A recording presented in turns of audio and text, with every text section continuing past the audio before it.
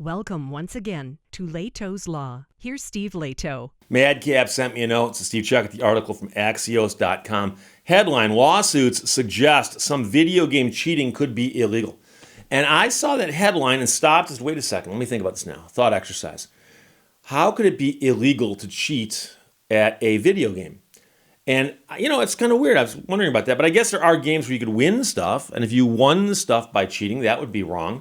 But illegal to cheat at a video game just on that basic premise? And, years ago, I used to play chess on Yahoo because Yahoo had these game rooms you could go into and play chess against people around the world, log on and play chess. And I played people who I know were cheating. I had a couple of them admit it because you play somebody who's rated as a beginner and you make a move and boom, they make a move. And you make another move, boom, they make another. And they're making their moves instantaneously and they're supposedly a beginner. And I actually had at least one of them, but maybe two of them say, yeah, I'm using a computer. And I don't get that. I'm like, why would you do that? I mean, is it fun for you? And they're like, yeah, it's fun. I go on here and I beat people who are better than me. No, you didn't. Your computer did. I understand that a chess computer can beat me. So you pretending to be the chess computer?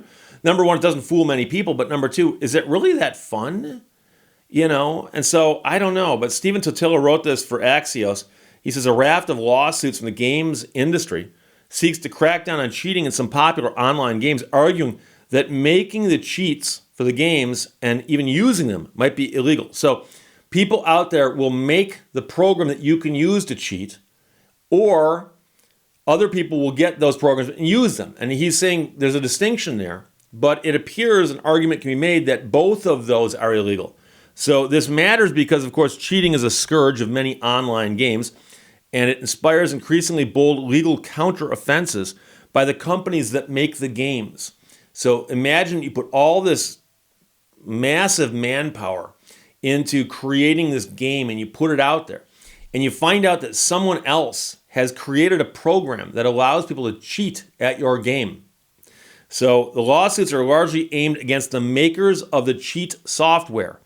But they also don't let the players who use the cheats fully off the hook. Cheat makers, and this according to the lawsuit, cheat makers induce and enable individual Destiny 2 players to create an unauthorized infringing derivative work each time they deploy the cheat software. Now that's the lawsuit filed by Bungie Studios, owned by Sony, and that one's working its way through the courts. And what they're getting at there is copyright law. And of course, you've seen all the copyright notices on all the video games. So the video games, of course, are created by people who can then copyright those creations if they're original. And so if someone creates a cheat that uses substantial portions of that software, then they're infringing on it. That's the argument. So we'll see what happens there. Now, Stephen Totilo, who wrote the story, says, be smart. The kinds of cheats in play aren't the ones old school gamers might have applied by inputting a developer-programmed invincibility code. And I remember when a friend of mine played a lot of Doom back in the day. And I watched this guy spend hours and hours of his life he can never get back playing Doom. And I watched it, and I remember watching it. And I remember a couple of times coming by and seeing him play. And things seemed a little different. And he said, oh, it turns out there's this hidden code. And one of them was the God mode, where nothing could hurt you. And I'm like, but is it fun to play that way? And he goes, well, after you played it and lost so many times, it is fun to go through there once in a while and just beat everything. And I said, oh, okay. But I believe that mode was inserted into the game by the creators as a hidden thing that could be revealed later on down the road for some people who had probably lost their interest in the game because they kept losing. I don't know. But that was one of the modes I heard about. So they're not talking about those because those are created by the creator of the software.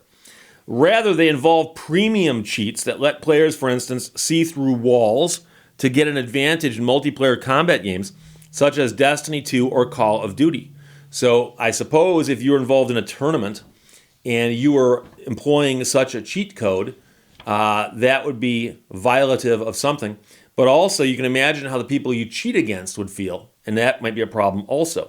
Now, the game companies many of which are banning tens and hundreds of thousands of accounts, say cheating scares off honest players and is costly to fight. And that is a problem. That is a problem. Because if you know there's widespread cheating, are you going to go in there and play? What fun would that be? Or do you have to cheat to keep up? Spy versus spy. I mean, I don't know. So I can imagine it. So Bungie estimated in one suit that it spends roughly $1.25 million per year on its anti-cheating measures, not including legal costs. And I would have thought the bulk of it would have been legal costs. But I guess they've got people on staff who've got to follow up on this, and you got to pay them. So $1.25 million spent yearly by one company just to combat cheating. So they understand that the cheaters ruin the game for everyone else.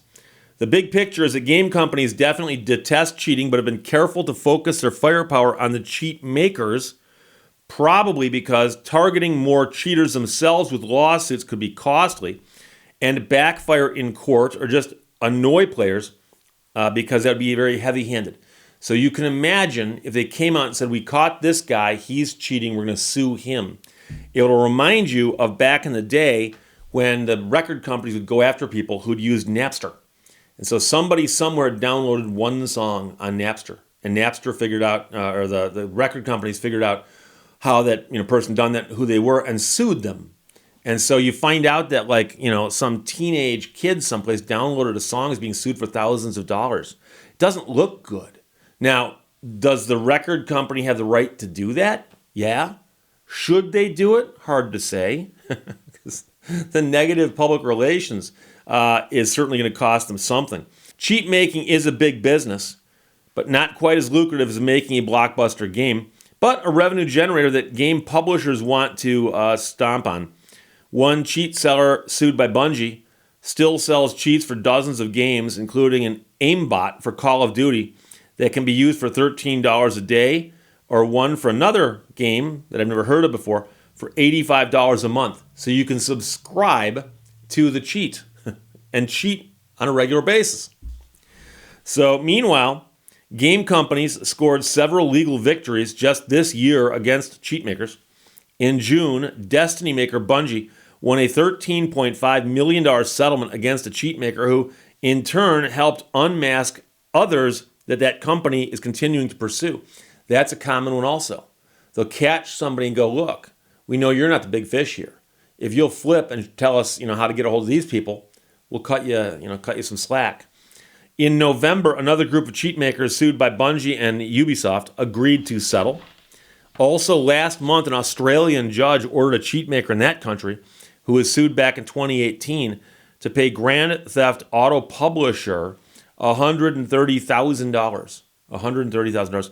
Now, most cheating suits from big publishers claim that cheats that alter the game amount to copyright infringement, both when they're made and when a player uses them. A cheat that draws a box around an opposing player who would otherwise be hidden from view is creating unauthorized derivative works, according to lawsuits that have been filed. So they're saying, even though this is a game, everything you see on the screen was created by us. And we do not authorize you to alter that. We only authorize you to use it if you pay for it. But if you use the cheat code, or the cheat program, and it alters the image to help you, they're saying, well, that violates our copyright. And that's an interesting angle. So most defendants in the cheating cases have no-showed or folded, agreeing to damages and settling, but Bungie has encountered feisty resistance throughout 2022 from purported cheat makers. So there's one that says that cheating in Destiny is not in and of itself unlawful. The increasingly wild cases included Phoenix Digital's countersuing Bungie for allegedly violating its terms of service in September, and the judge dismissing claims on both sides that have since been refiled with more specifics. So a judge looked at the case and said, you guys, you can't make these vague allegations. They got to be more specific. And both sides did that. The bottom line here is companies aren't showing that they have an appetite to sue garden variety cheaters, but the lawsuits are designed to serve as a warning shot to those who think cheating in online games will be consequence-free. So obviously there's two different groups of people there. The people who make the cheats and the people who use the cheats, the manufacturers and the consumers, for lack of a better way of putting it. As of right now, the companies are going after the manufacturers because obviously that's where you can stop this the easiest. However, they're pointing out here, and quite wisely, that theoretically they might be able to go after the people who are simply using the cheats. Because if the cheat code infringes on the copyright, and that's been done by the manufacturer of the code, when they let you use it and you implement it and use it, then you are also violating the copyright, if the first argument is true. The question is that the case? Number two, will they ever come after you? So if they're banning tens of thousands and hundreds of thousands of people, they probably won't go after each and every one of them individually. But then again, I can think of cases besides the Napster one where some companies did go after individuals who thought they were always going to be on the, in the clear on this. Another example is back in the days of satellite dish entertainment. Okay, there was a time when there were places online, often in the backs of like Popular Science magazine, where they'd say, "We'll sell you the card that you can put in your device. It'll allow you to download all kinds of entertainment from the sky for free." Yeah, that entertainment from the sky for free is actually stuff you're supposed to be paying for. And when you insert that card and use it inappropriately, you're breaking all kinds of laws. And I know people who got in trouble for that because what happened was some of the entertainment companies went after the manufacturers of the cards and said, "We want you to stop making these. We're going to sue you into oblivion. Or you can stop making them and tell us every single person you sold one to," because they'd sold so many. And I had people contact me and say, "Steve, I just got a letter in the mail that says that if I don't cough up this money, I'm going to get sued because I violated federal law by using this card I bought out of the back of Popular Science magazine." I said, "Did you do that?" "Yeah." "Okay. Did you know it was a violation of the law?" "Well, I wasn't quite sure." And it turns out that the penalties for that are quite draconian, as we say. And the only real way you could deal with that, if they had you dead to rights, which most people they did, was to negotiate with them. So they'd often say, "We want like $7,500 from you. And if you turn around and say, I'll give you $1,000 for it, will that do it?" There's a good chance they'd take it. But that was a few years ago. Don't know if those numbers still hold. But I just know that a lot of people who were the end users thought, well, they'll never come after me. I'm just one guy or one gal. Guess what? They eventually did come after those people. So all it takes is for someone to figure out, wait, is there a way we can do this where it's cost effective? And so for all you know, if they have the names and addresses of these people they're banning, the hundreds of thousands of people, what's it going to cost to kick out the demand letters? And they might just start sending out demand letters saying, well, pay us this money or we'll sue you. They don't have to sue you, and you might not have to pay them. But they might send the letters out just to see who pays them. So that's what I'd be worried about. But then again, that's probably off in the future, and it's very hypothetical, so we don't know yet. Madcap sent this to me. Thanks a lot. Stephen Totillo wrote this for Axios.com. Lawsuits suggest some video game cheating could be illegal, and some people are getting sued. Questions or comments, put them below. I'll talk to you later. Bye-bye. Thank you for watching Lehto's Law. There are no rewards and punishments in life, only consequences.